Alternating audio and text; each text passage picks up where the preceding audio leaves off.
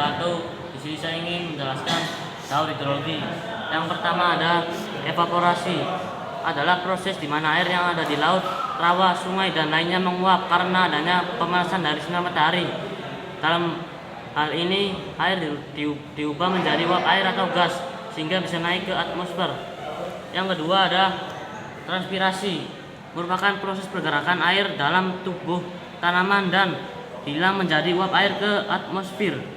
Proses transpirasi dimulai dari absorpsi air tanah oleh akar tanaman yang kemudian ditransfer melalui batang menuju daun dan dilepaskan transpirat sebagai uap air ke atmosfer.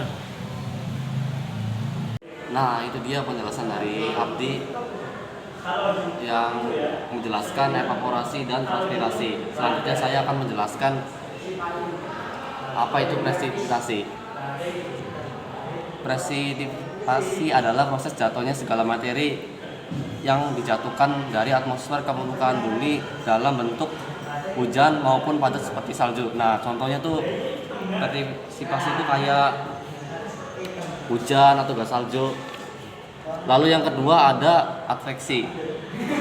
Adveksi adalah proses perpindahannya awan atau bisa disebut juga transportasi air pada gerakan horizontal, seperti transportasi yang panas dan uap air oleh gerakan udara mendatar dari satu lokasi ke lokasi lain. Nah, adveksi itu contohnya tuh seperti pada saat air laut maupun sungai atau danau terpapar oleh sinar matahari yang panas. Nah, lalu air di sungai, di laut dan di danau menguap ke atmosfer hingga membentuk awan. Lalu awan tersebut akan berpindah ke tempat yang lebih tinggi.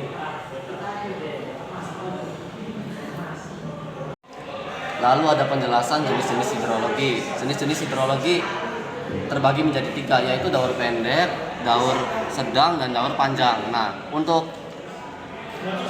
daur pendek akan dijelaskan oleh saya. Daur pendek adalah siklus air pendek yang diawali dari evaporasi air laut ke atmosfer pada ketinggian tertentu. Uap air akan mengalami kondensasi yang akan membentuk awan. Awan yang tidak mampu menahan beban air akan mengalami presipitasi dan terjadi hujan sehingga air jatuh kembali ke laut.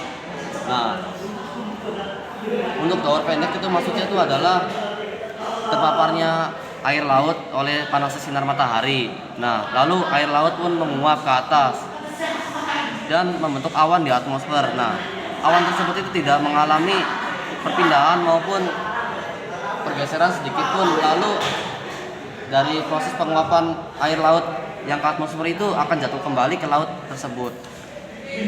Nah, itu dia penjelasan dari Adrian mengenai daur pendek. Dan di sini saya akan menjelaskan daur sedang. Siklus sedang ini berupa adanya uap air yang berasal dari lautan, lalu ditiup oleh angin hingga bergerak sampai ke atas daratan.